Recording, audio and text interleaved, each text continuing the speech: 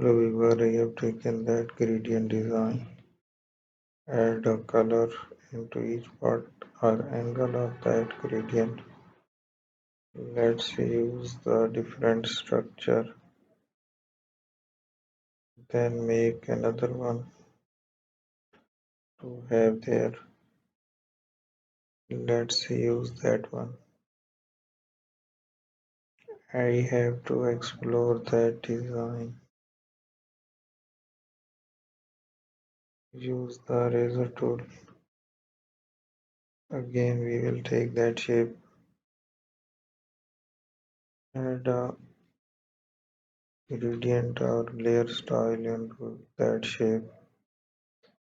We can use the eraser tool to make it more attractive and fascinating.